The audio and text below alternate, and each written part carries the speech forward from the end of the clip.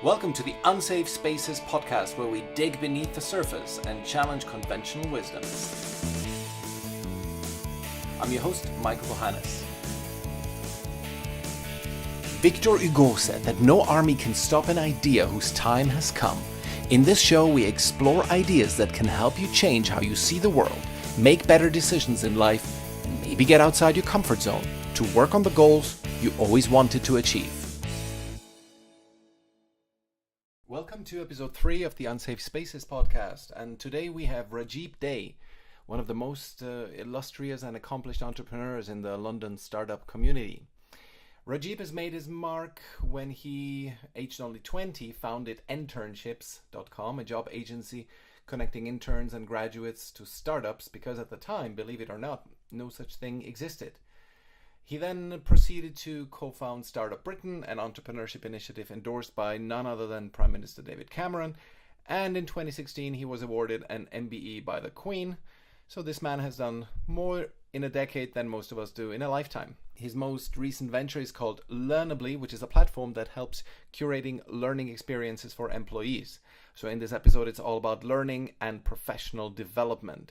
And I had some tough questions for him because, in my opinion, people should be in charge of their own learning curriculum.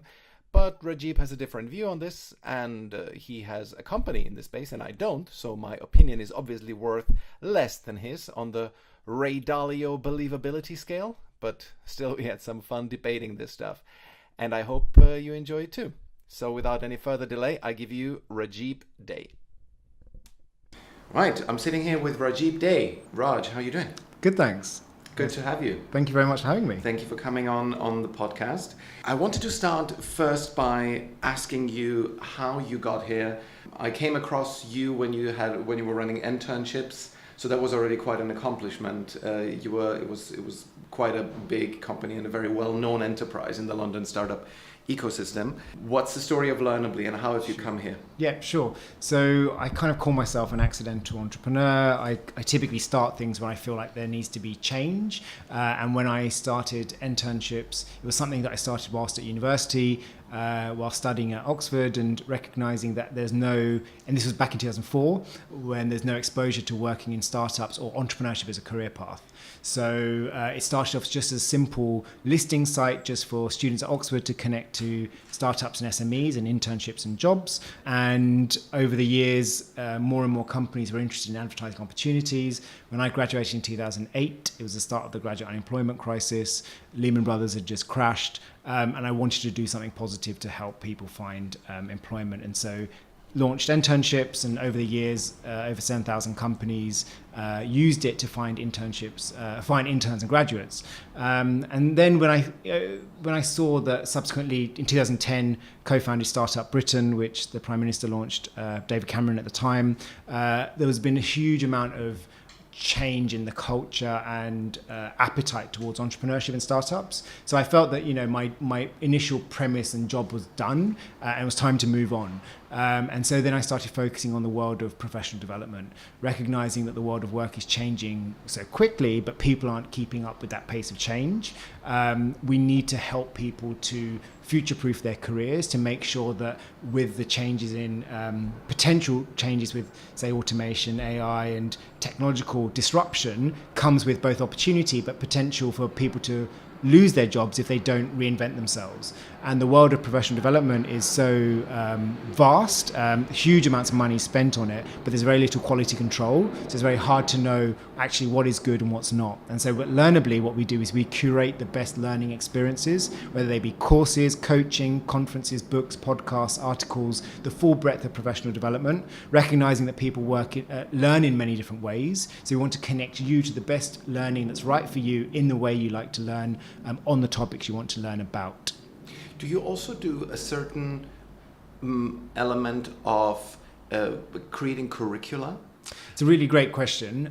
So we create this, we have this thing currently called playlists, where effectively we'll group content around topics of interest.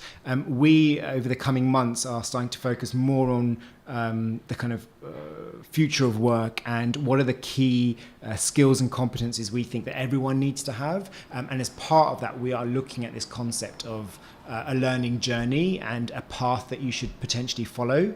And so that some of that is kind of in development. But right now, I think a key USP of the platform is that everything on the platform is highly curated. So it comes from, we have over 150 industry experts. So everything on there has been recommended either by an industry expert or a peer, so someone who does a job like you, or through our internal kind of content team.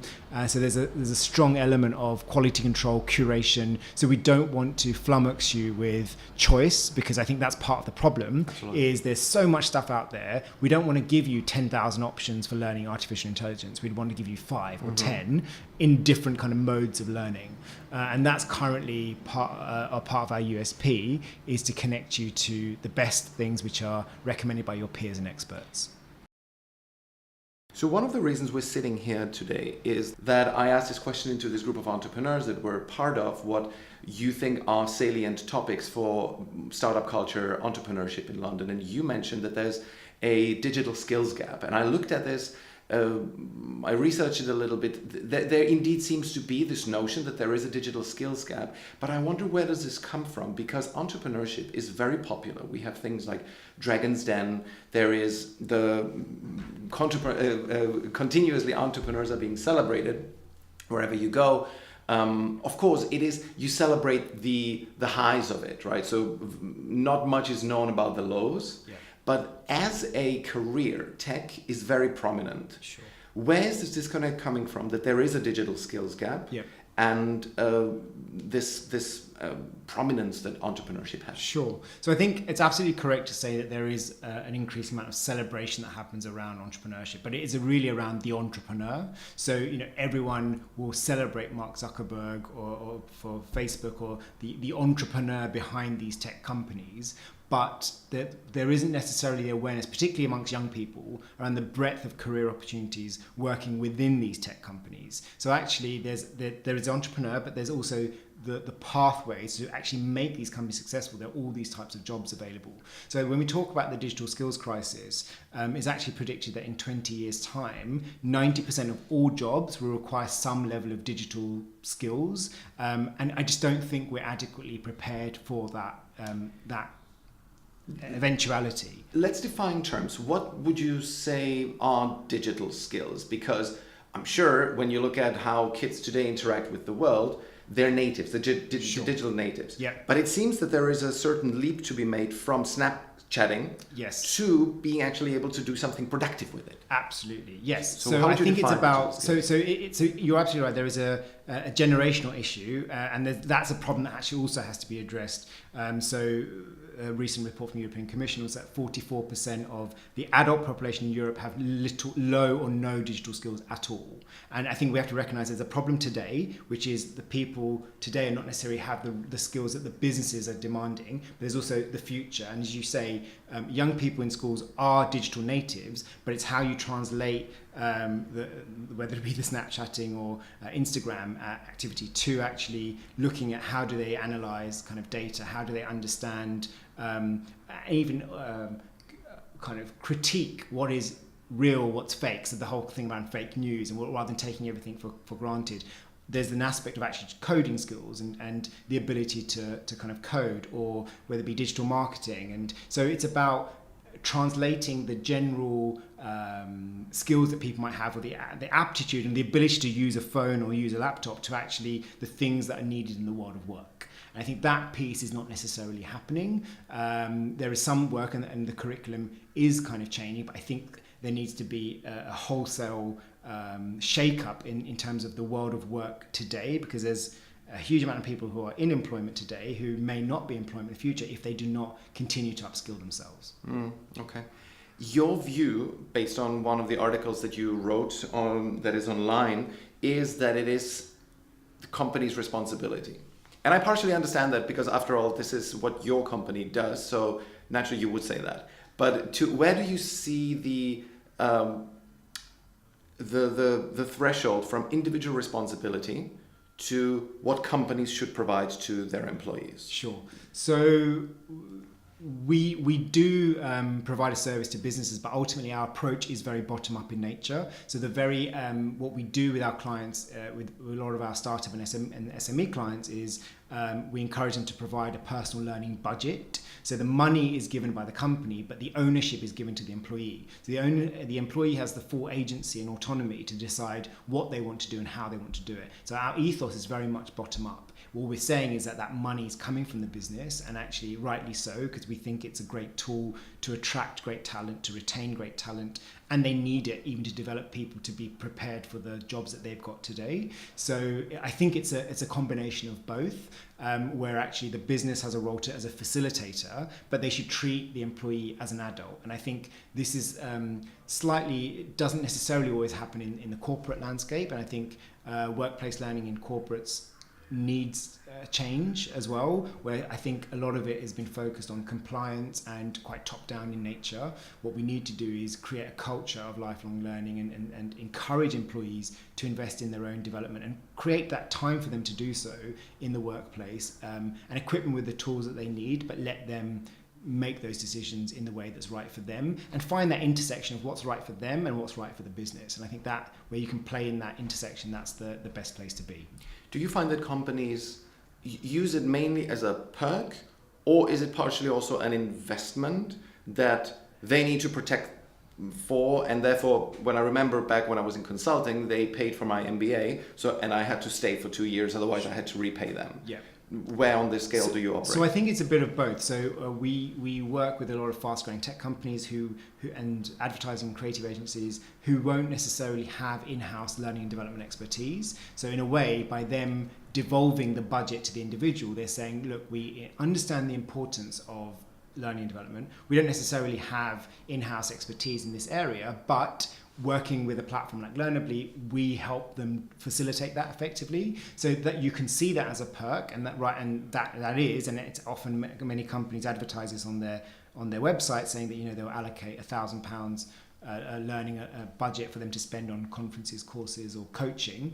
But at the same time, it absolutely is an investment. Now, when you're talking about the higher ticket items, such as an MBA, then the conversation is very different. Now, most startups and SMEs are not going to be in a position to pay for that, but the corporates do, and rightly so. Then they will have some form of clause to claw back money if you don't stay. Although I would encourage companies to, particularly where it's a high value item, that makes total sense. I think if it's spending within £1,000 or up to £2,000, I think companies should take a broader view on it. And one of the reasons that we encourage this bottom-up approach to learning is that while someone might be a designer today, it's not necessarily the case that they're just going to learn everything to do with design. They actually might be interested in something to do with data or coding or sales or something pretty different. And in a way, if you can support a broad and holistic approach to learning, employees can effectively be signaling indirectly to their employers where they want to take their careers. So actually, if you notice that this designer is actually doing courses on big data, there might be an opportunity for you to move them laterally in the future, because it indicates that this person has an interest in another area. And typically what would happen is these people would leave the company to pursue that interest elsewhere. But if you really want to retain this person, and you've seen that they've exhibited interest in other areas, that might be an indicator to you to actually, let's have a conversation about where they want to take their career, and let's see if we can facilitate that within the business rather than necessarily letting them go. There will be cases where you can't retain them and there's no opportunity for that person to do anything to do with big data. But what I'm saying is, if you take a slightly broader view and give a bit more autonomy to the employees, you might be pleasantly surprised in terms of what comes out of that. Of course, I'm a huge proponent of individual responsibility for your own career, which is why I am always slightly skeptical when people are proposing any state-run solutions, right? And partially you alluded to that. Because especially you have experience with being involved with government and with the state. So where do you see, when we stay in the topic of the digital skills gap, where do you see the role of the state? I think whether it be the digital skills gap or the skills gap and skills crisis in general, the state has a role to play in convening and starting the conversation. So I've written some articles recently where I've alluded to models in say Singapore or France, where the government is actually giving people learning allowances to then upskill themselves in areas that are important to their careers. And I think that is one model. It's not necessarily the only model, but my point for pointing to that is to say that the government really needs to start a conversation and take some action. I am totally in favour of people taking ownership of their own careers, and that's why I've also alluded to the fact that we should be treating our career development as we do our pension, where actually you invest in a pension for your future. You should invest. Lifelong learning is another form of a pension, because ultimately, if you're not investing in your own development, you're not necessarily going to have a job, and therefore your pension becomes slightly irrelevant, because your career will come to a premature end effectively. So I think that it's not a case of either or. I think the government has a great role as a convener. It has a role to play in changing policies around education curriculums, particularly amongst school kids. So if you think about that aspect, that's something that very few of us can do much about. The curriculum is set, and the government are the only people that can actually play a role in that space. But I think they should look at creative ways to stimulate investment in lifelong learning. So one might be through the Singapore and France model of giving people an allowance. The other might be through tax credits. So, for example, there's a consultation that closed recently with the Cabinet Office and Treasury on investment in self-investment in professional development. And the point we made there was that if you want to salary sacrifice, so if you want to give up a portion of your salary to invest in professional development, previously, pre-2016, there were some tax breaks. Now those have been taken away. We would encourage those to come back. So actually, if you want to spend it on your own, doing an MBA or doing another course or something, you should be able to get the national insurance benefits and the income tax breaks that you would have got pre-2016.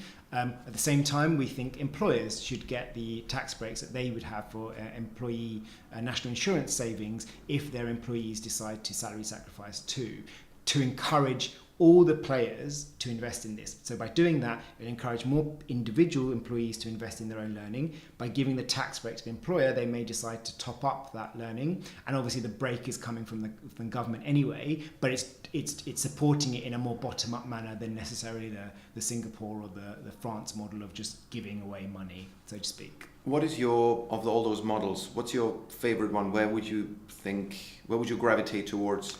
I think in terms combination, of, I think it's a combination. So I think the benefit of the tax approach and through giving tax breaks through national insurance is that I feel it's quite sustainable, and it's kind of linked to the incentives are quite aligned. So companies are incentivized to encourage it because they get a tax break. The individuals get a tax break for doing it too, and the government will only be spending money through not getting the tax effectively. The other approach of actually giving money, I think, because different segments of the population, so for example, whether it be young people, whether it be those who are unemployed, and whether it be, so that could be a solution for different parts of the market. But I think in general there needs to be conversation that happens and more action taken, because even though we have the apprenticeship levy, I think it has backfired. I don't feel that it has,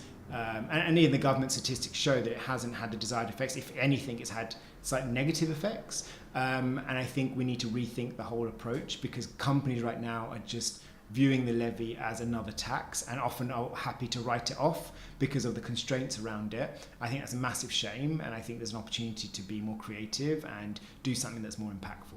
On that note, indulge my big government skeptic here. Sure.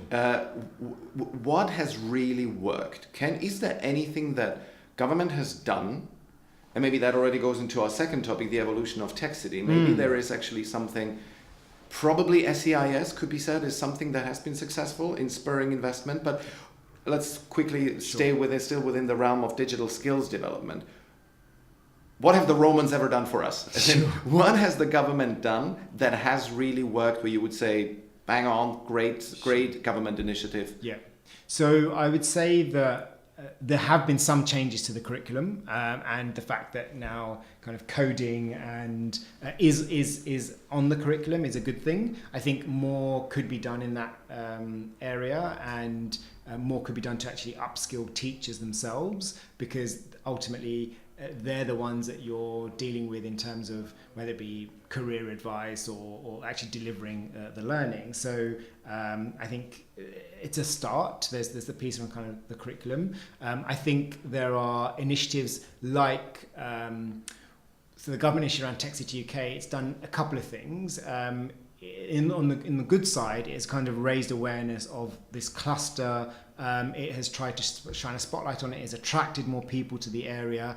On the downside, it's led to obviously rates and rent going up in the area, as obviously there's more demand, but that's kind of to be expected. From the government's outcome perspective, they've seen a rise, a huge boom in the number of companies kind of setting up. So I think there are a few kind of initiatives, but there's also private sector initiatives too, which they might have supported. I'm not sure if there's been any funding that's gone their way, but charitable initiatives like Founders for Schools, for example, where tech founders will go into schools. I know that the kind of government have kind of often pointed to initiatives like this, and sometimes that's also important. It's not necessarily about the money coming from the government, it's their ability to convene and shine a spotlight. So when I co-founded Startup British in 2010, we never had a penny of government money, but we had the ear of the Prime Minister, the Secretary of State, the Chancellor, who came to the launch, which brought media, which gave us access to corporate CEOs who are subsequent kind of sponsors of the initiative. So I think we need to look at the government involvement kind of holistically, from like their direct intervention, but then also to things that they have supported. And I think at least previously, during the kind of era when kind of Ethnicity was started, there was a lot of activity and focus. And as you've alluded to, I think SEIS is one of the best things that have happened. And then you've got things like the London kind of co-investment fund, which is kind of investing alongside early stage VCs, which is coming from the mayor's office. So I think the funding landscape has definitely improved. I think this the government digital service there, in terms of procurement, they've really looked at how can small companies be on the government procurement framework. Interestingly, we put ourselves forward on the framework and got accepted, which was a great surprise. I kind of wasn't sure. So basically, it's called the G Cloud, where effectively you startups and any company that wants to sell to government has to be on their procurement framework and fill out all these kind of forms and questions. But they want companies to apply, and they want to make it as accessible as they can. But government has a huge spending power as well as someone to kind of sell to. So I think it's recognised that it wants to open itself up more. There's always more that governments could do, but I think it's a start. How will, we all don't know what's Brexit going to bring, but how do you see Brexit impacting the digital skills crisis or gap, if you want to call it that? So it is slightly concerning because there are talent shortages anyway in the UK, and we have a very diverse team here at Learnably, and I know a lot of the startup kind of founders that I speak to also have kind of diverse teams. A lot of them come from Europe, and I am concerned that after Brexit it will lead to less people kind of coming in. So we're just looking at some of the stats around this, and at the end of 2017, 130,000 people left the UK, which is the highest since 2008. And I feel like Brexit has not done any favours in attracting talent, and more people will be leaving than kind of coming, and putting off people from, if they're deciding, do I move to the UK or do I go to Berlin or some other kind of potential tech hub, I do worry that it's going to be off-putting if the government doesn't have a very clear signal that we're still open to skilled migration. Yes, it might not be that anyone in Europe can come, but I don't feel that narrative has been properly articulated, or there's not probably even a plan around that as far as I'm aware. So I am concerned that it's hard enough to hire people. At least we had access to the European talent community. With that as an automatic pool shrinking, I am concerned about what's going to happen. Yet at the same time, investment in startups in London has doubled from 2016 to 2017. The latest numbers that I found were 2.45 billion in VC investment made in 2017, and that's London alone, which is again, as I said, almost doubled from the year before. So I also wonder, I don't know what you think about that, but maybe Brexit won't be as bad given that tech is so mobile and you can draw on many people from all around the world. One of my clients they have their entire development team based in Armenia. I'm sure there's many other examples like that you yourself are aware of. So despite all of that, you still would say you're very concerned with Brexit having a negative impact on digital skills? I think you're absolutely right in terms of the investment in the UK is rising. Talent is top of mind for most CEOs and actually being able to hire the right people.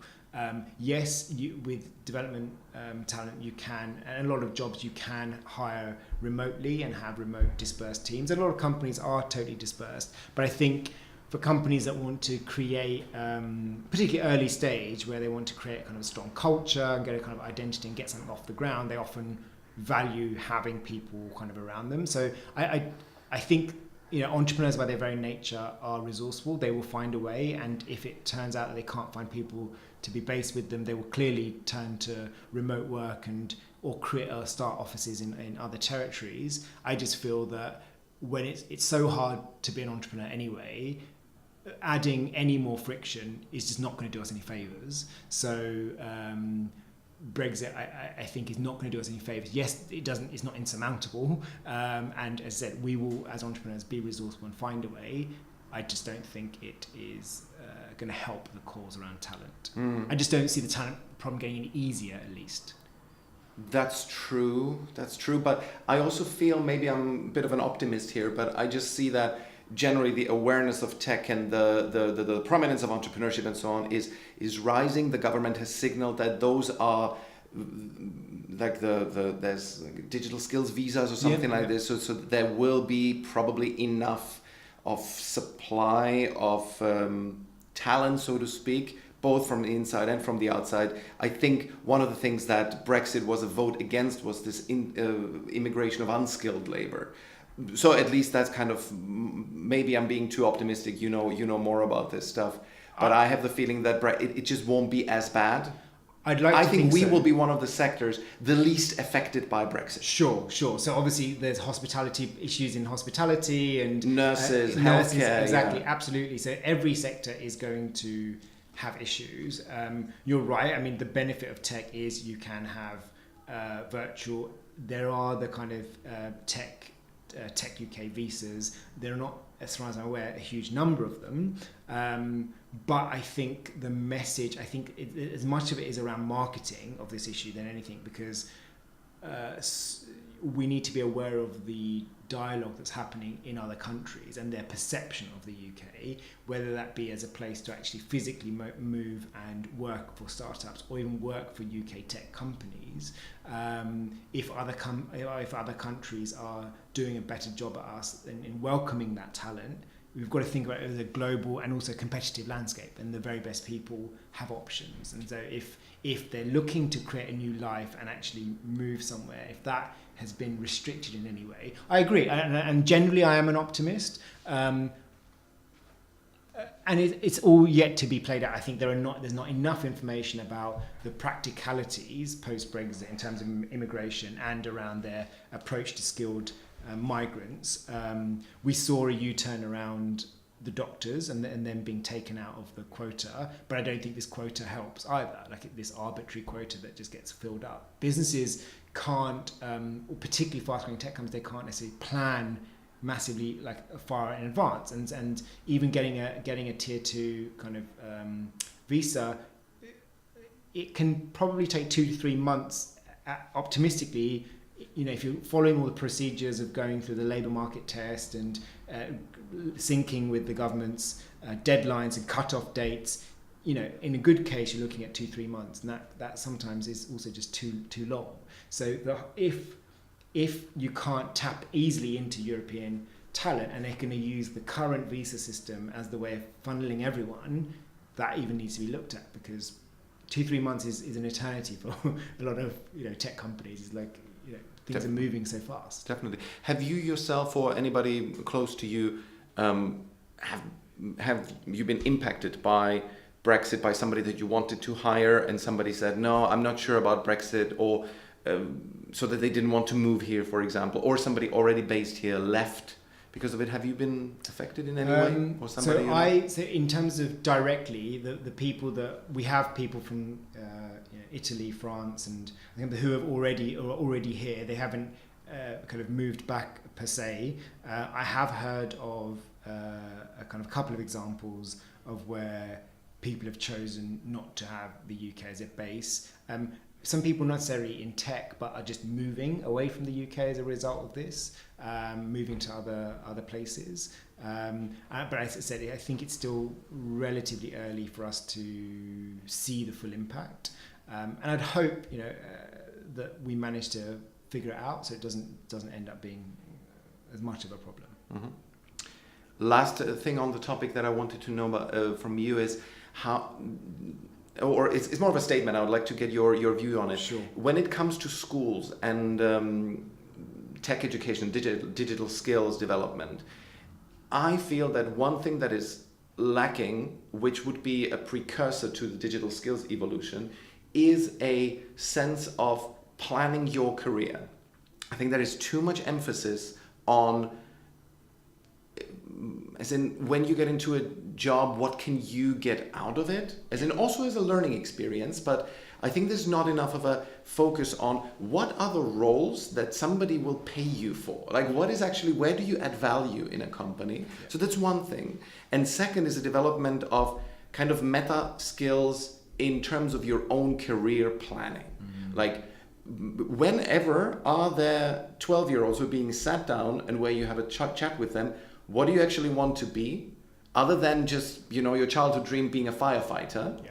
But you, let's say if you're interested in web design, okay, you're going to be a designer.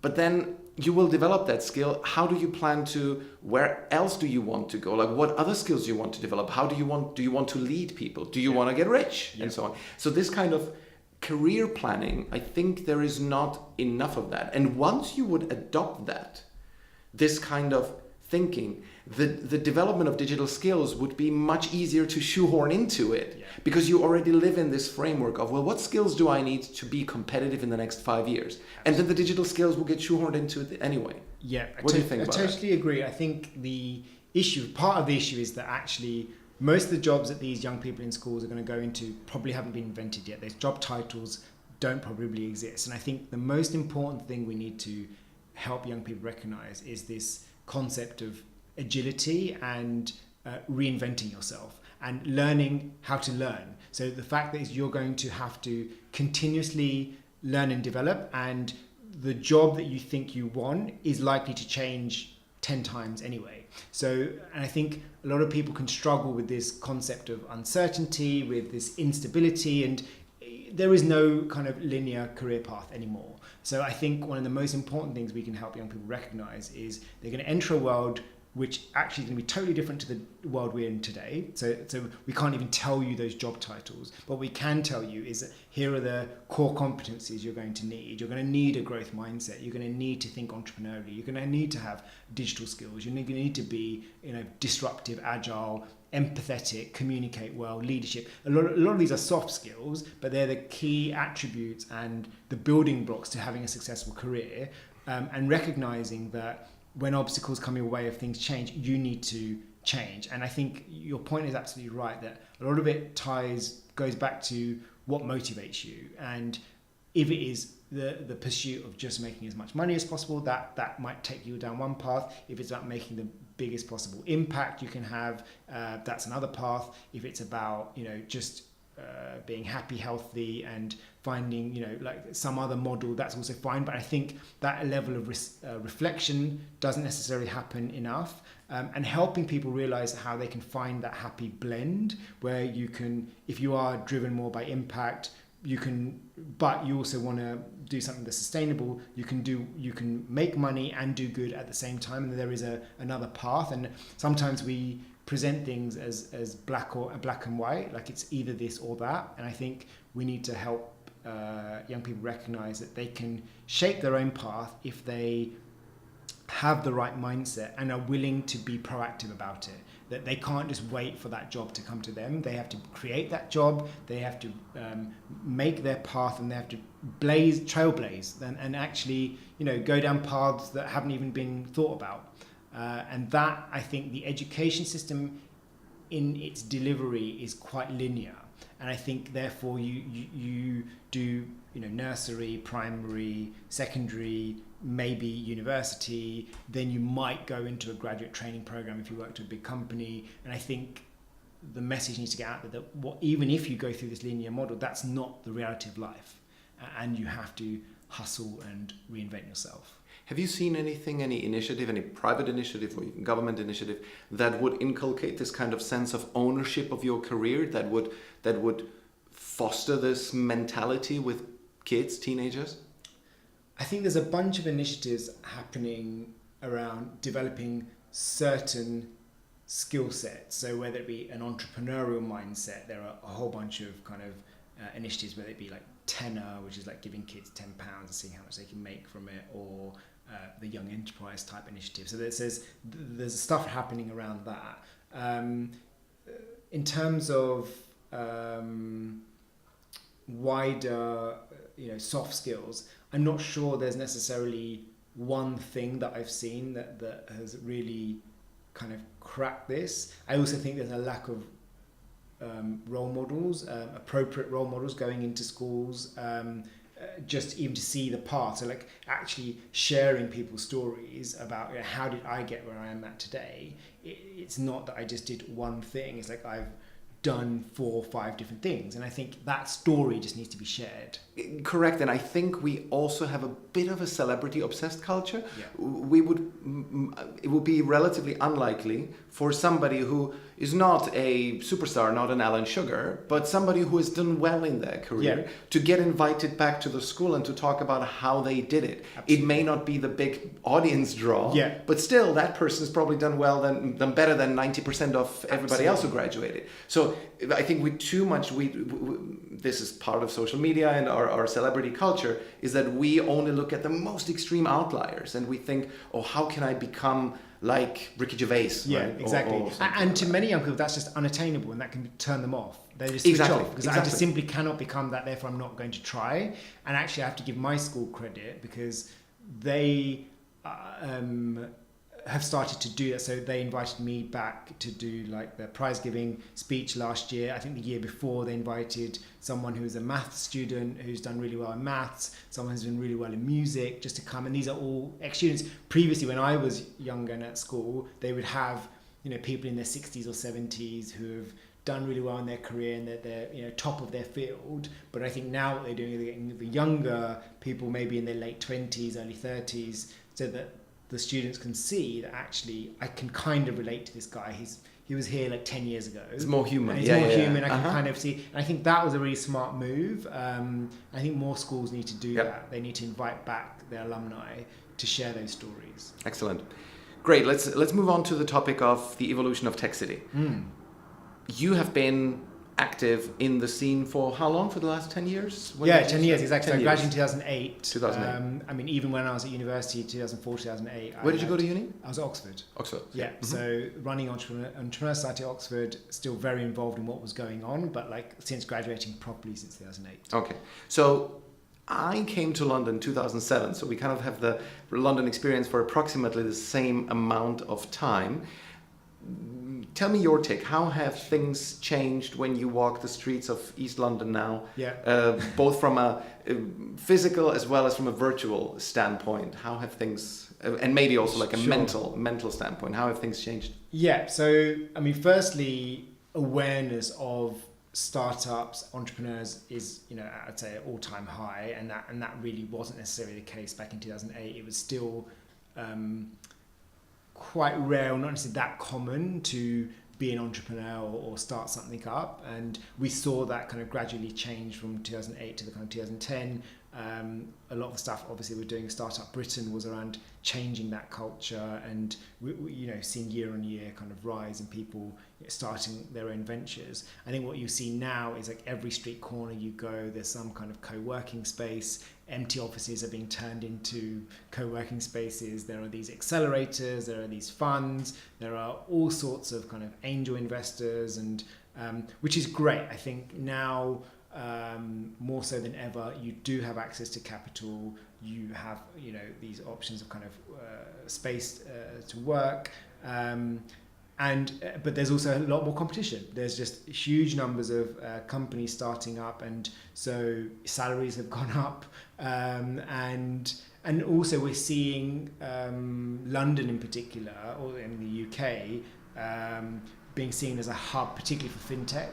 I think that's great to see. It's majoring on certain things, fintech, martech, prop tech. These kind of areas are really, I would say, London is kind of leading the way. And globally? I'd say globally, yeah. Particularly in fintech globally. I would say it's in the top 3 to 5 in health tech. It's starting as kind of a more nascent area. I think so the big change is that now we're seeing more of an identity around what it means to be a tech entrepreneur in London. In 2008, it was just still quite niche. There was literally, Product Tank and like these kind of events that were happening, but not as many things, not as many places to kind of go. And it was still relatively small community in the know. Now what you've seen is that people who are leaving careers in the city, leaving like big, well-paid jobs to join startups, and also the rise of social entrepreneurship and also social tech for good as well. And that's a great thing. So one of my roles is I've been last 10 years on the board of Unlimited, the foundation of social entrepreneurs, and they had a collaboration with Wyra, which was Telefonica's accelerator programs, had Wyra Unlimited, and had a kind of acceleration program to support tech for good ventures. So I think I'm really optimistic in terms of how far we've come over the last 10 years. And I think there's more, there's kind of further to kind of go. And I wouldn't necessarily want to just compare ourselves to Silicon Valley. I think that the ecosystem is very different. The history is different. We've kind of created our own space and a vibe and ecosystem, and I would say it's probably the best in Europe, at least to date. Do you see any developments that endanger this fantastic growth story? Is there anything we would say we need to be wary of this? So I think the talent issue is one, but I don't think any country has a lead on this. So it's not necessarily a London specific problem. I think in general, companies thrive where they have access to kind of great people, also customer base. So that is another thing we're not sure about with Brexit in terms of ability to trade kind of globally. What's that going to mean? It has its kind of double-edged sword, because some of the changes which might be seen as restrictive have originated from the EU, and whether it be the GDPR type rigid legislation, or the kind of conversations happening around taxing digital businesses and how to tax them more effectively. So pros and cons. I think in terms of other threats, so generally you're seeing prices rising, so like it's just more expensive to hire, it's more expensive to have kind of office spaces, but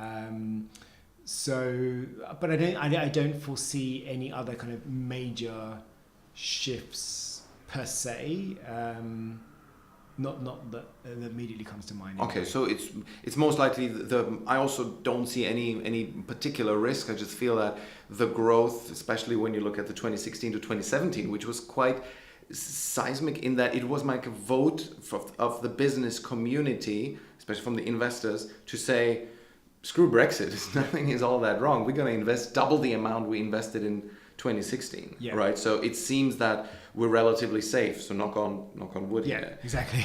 Exactly. When it comes to I think I find this quite interesting. The topic of the prices rising, and does that mean that the small potential entrepreneurs and like the next class, next cohort of entrepreneurs, that they will need to kind of move out further and further out of London, that cities on the periphery, well, for example, Bristol is quite a significant startup hub in the UK. Will that lead to a bit more of a dispersion? Because one last point, London, the 2.45 billion represents 80% of all the investment in startups in the UK. So that's a very significant majority. Yeah. Going to 20%, 80% of the investment going into the area of 20% of the population. Yeah, that's a really good point. And I think absolutely will do. We've just seen the sprawl anyway in London, where initially it started off as just being kind of Old Street, then it kind of spread to kind of going towards kind of Angel, then Aldgate East, Aldgate, kind of pushing, and then you've got now popping up in West London around White City. So you're seeing kind of these pockets developing even around London, and these hubs, as you've pointed out, Bristol or Brighton, even Manchester and other kind of major metropolitan cities are popping up and really trying to show that they have a stake and invested in this, the digital kind of landscape. And I think some funds are proactively doing something about this. So ADV, Accelerated Digital Ventures, make a point around looking for ventures that are not necessarily like London based, and they'll have these open sessions with entrepreneurs in other cities that aren't necessarily London. And there is probably a good opportunity for them because they're likely to be less expensive in terms of an investment, in terms of valuations. There's less kind of competition for those deals. So there's something to be said in terms of investors looking there. The question is, can those companies attract the appropriate talent? Arguably yes. So if you look at Edinburgh and Skyscanner and kind of companies, I think sometimes where you've got these companies that have set up HQs and done very well, they've become magnets for talent, and therefore other companies setting up around them can often benefit from people that have maybe left Skyscanner to moving to join a smaller company, or the fact that they've just been they've moved their family there, and then other people just moved to that area, and there'll be more investment in that area. So I think I see it as an opportunity. I think there needs to be more investment in terms of like communication infrastructure, so whether that be HS2 and railway, and just to make things super easy. So if I am based in Manchester or if I'm based in Edinburgh, coming in from London is not going to be a massive issue. And I think there's been a lot of improvements on that, but more can probably be done to make sure the concentration isn't all about London. On the topic of the development of how London has changed in the last 10 years, I wonder, there's one kind of observation that I made that I'm not 100% sure of, so I wonder what you think of that. Sure. I was in Albania last year as an entrepreneur in residence, and one of the things that struck me was that, and I feel this is like a hallmark or like a sign of an underdeveloped startup ecosystem, is the overabundance of events. Events where people just come and talk. And I feel that in London, while there's still events, when I look at it, the amount of time people spend on events, when you look at your week, let's say 60 hours, 60 productive hours, you would be spending in an underdeveloped ecosystem far more time on events rather than actually hunkering down and doing work. Yeah. My impression is when I came to London, maybe I was being more social then. That could be. So I'm not sure if I'm right here, but I wonder what you think. Is there used to be many more events per productive man-woman hour. And now that we are really like a very well-developed ecosystem where you look at just the amounts, we have the unicorns, we have a huge array of companies, we have even like sector specialization, as you said, that there is less and less prancing around on a stage and much more hunkering down and getting shit done. Yeah. Is that, am I wrong here? No, I think, my experience absolutely, that resonates. But I was thinking this to myself as well, because I think partly it could be a factor that back then it was all quite new. It was quite cool. I used to go to a lot more events. I hardly go to any events these days myself. So I think it's a factor of, at that time, we were part of building that ecosystem, and we were part of that wanting to play our part in evangelizing about this. This is cool. This is great. Because in a way, you kind of need to hype the whole thing up to get relevant, become prominent, become like, lay that stake in the ground. This is what you're about. And when that happened, and when it kind of started to mature, I think all of that kind of slightly fizzled away. I would probably hazard a guess that there's probably more volume of events kind of happening, but I think they're probably a lot more focused, and they're more focused on these kind of verticals, so like things happening in these particular industries. Because the other thing is, you're seeing a whole array of new players entering the industry who want to have a voice in this market, whether it be the professional service firms, whether it be the property companies, whether it be investors, whether it be, they all want to have an event around tech, around innovation, around disruption, or they want to set up an accelerator. Like, so Wyra and Telefonica obviously did a lot in pioneering that as one of the biggest, but subsequently Microsoft have done their own thing, Santander have set up their own fund, Barclays have got their labs all over the place. You've got, I think RBS have them too. So you've got all these kind of companies that are having something to say about tech, whereas back in 2008, no one had anything to say about tech. Okay. So I would hazard a guess that the volume of events has gone up, but I think the makeup and the purpose has changed from evangelizing to like, let's be very specific here about changes like GDPR and their impact on your company, or like changes to PSD2 and marketplace regulations, or whatever it might be, just because there are so many more actors in the space. So I've become, basically you're saying I've become an antisocial curmudgeon. As have I as well. Yeah, absolutely. Exactly. So the events are there, but no focus. Or no one's inviting you, or me. That's that could quite be possible. it too. Exactly.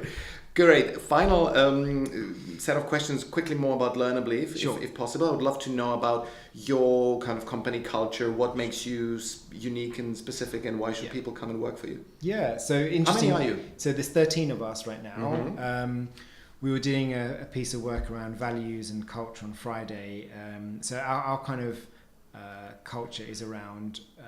So one of my favorite quotes is actually from Gandhi, which is "Be the change you wish to see in the world." So it's about taking ownership and asking for, not asking for kind of permission, so asking for forgiveness rather than permission. So just, if you want to see something done, do something about it. Take that ownership and be that change. And that's one of the key things. We also really value diversity in all sense of the word. So whether that be gender, whether that be orientation or ethnicity or whatever it might be, and just even thought. And so what we say is we don't look for culture fit, we look for value fit, and we look for kind of your unique contribution to the business. And we kind of say that invite everyone to dance is one of the things we say, because it's if you're having a party and you just have all these people around the side, so if you're just ticking the boxes and you have all these diverse people, but you're not actually inviting them to dance and bringing them in, so there's a difference between the just diverse and then the inclusion piece. So for us, it's about making sure there's diverse opinions, and that might be as simple as looking at the difference between an introvert and an extrovert, and recognizing that they have diversity of contribution, and you have to harness them to kind of get the best out of them. So the third value for us is really about being your best self, and being your authentic self. So where you can actually, you don't have to put a mask on at work. You can, if you've got problems to share, if you've got problems going on in your personal life, that's totally fine to share that. We want you to be able to be who you really are and not have to kind of put up a front, because ultimately we are a company that is about bringing the best out of you and developing you and hoping that you can be your best self. So I'd say it's that kind of mixture of we genuinely care about people and have got this very much bottom-up approach to everything we do. So I think if people are passionate about creating change, making the world a better place, however cheesy that may sound, we have a lot of people who have families who might have been teachers, or they have a passion around teaching and learning and education. For me, it's such a huge potential problem. Like millions of people's careers are at risk or at stake if they do not evolve. And I think we have a really exciting and important role to play in helping, as we say, to future-proof people. So anyone that is kind of excited by that challenge, is typically kind of gravitates toward and would enjoy working in our environment. Is there anything in the startup ecosystem that we both are marinating in, anything that you disagree with? Any startup orthodoxy that you think is misguided? Yes. So I've been reading the kind of Netflix book around their kind of culture. And I think generally there is this, some companies have this very much culture that if you're not performing, you're out straight away. And it's just kind of, you do, you die. It's kind of, and that was, to an extent, it's in that Netflix book around, just cut people, you can't carry people. And I think we need to recognize that we need to help and support people to grow and develop, and there may come a time where you can't do anymore, and then there's a natural time to part ways. But I think employers need to show a level of responsibility and often have an honest conversation. So the cult value that I didn't, the fourth and final value was around radical candor and using and seeing feedback being more important than an MBA, we say. So because it's actually very hard to give people feedback, and so we often do sessions on how to deliver feedback. It's also hard to receive feedback, and so we say that when someone gives you feedback, please thank that person, because actually it's equally hard for them to give that to you as it is you to receive it. And if you have a culture where people can be open and honest and show any vulnerabilities, any weakness, that is quite a magical and empowering environment to be in, because then you recognize that everyone has their weaknesses, their development areas, and you can do your best as a company to support that person. That gets a huge amount of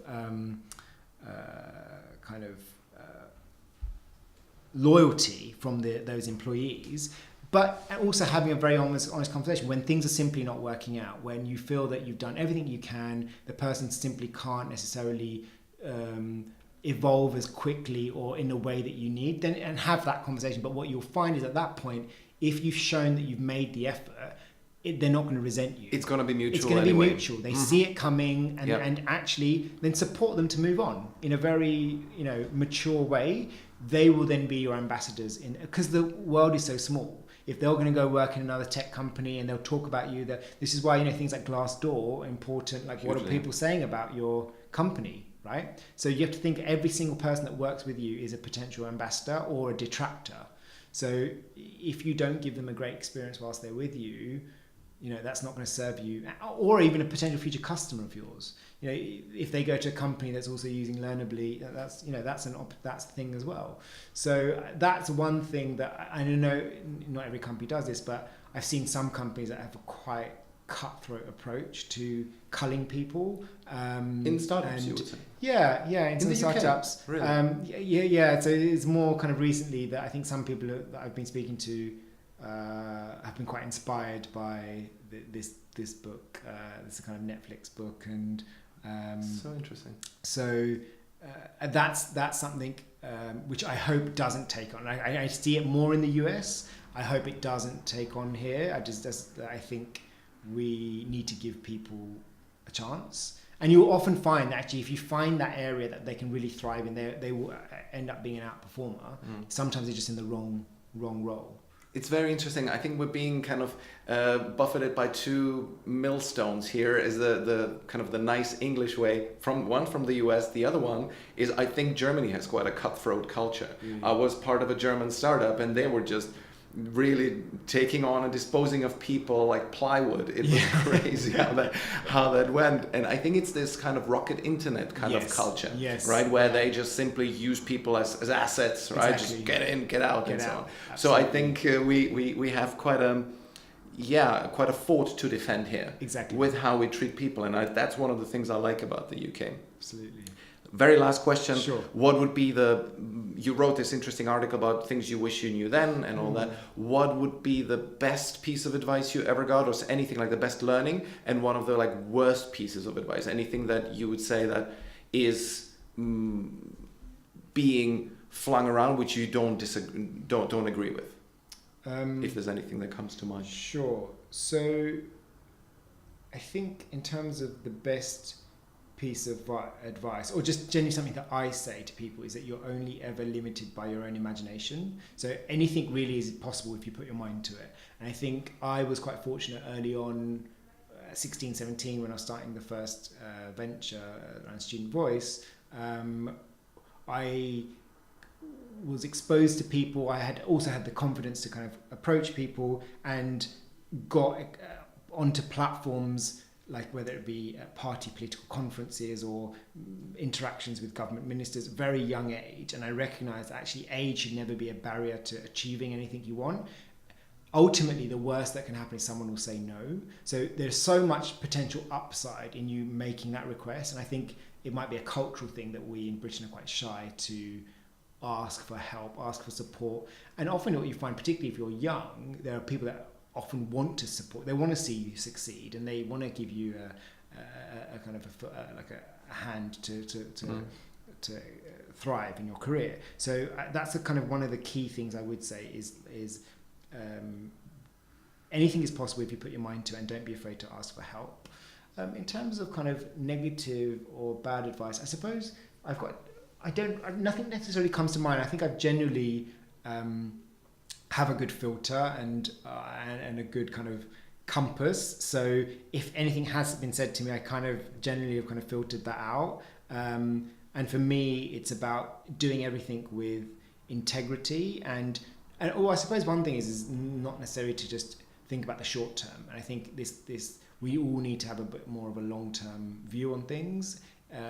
Life is an interesting journey of kind of ups and downs, and I suppose this is not necessarily negative, bad advice, but back to the positive is there is so much value in developing a strong network, and not from a selfish perspective, what can I just get from these people, but what can I give? And what you find is that the more you give out, the more you get, and in its very nature, like as you said, we've both been in this on the kind of tech scene for around 10 years, and we've kind of stayed in touch in different guises. If you change your jobs, my ventures have kind of changed, but we still kind of had a degree of being in contact, and that kind of engenders kind of trust, and that's so important in business. And I think people need to remember that someone you might meet today may have nothing to do with you or be relevant to your life today, but 3-4 years down the time, it's something totally different. And if you can do anything to help people on their journey, it will only ever help you in future. And I think that's, and that, again, another message I'd give to young people and older people, that continue to build your network, continue to support everyone you can, and ultimately it will pay dividends for you too. Excellent. Thank you so very much. Cool. No, thank you. Thank you for listening, guys and gals. If you like this and want to know when new episodes come out, subscribe to the Unsafe Spaces podcast on unsafespacespodcast.com. And I see you around when the time comes to again dig beneath the surface and challenge conventional wisdoms.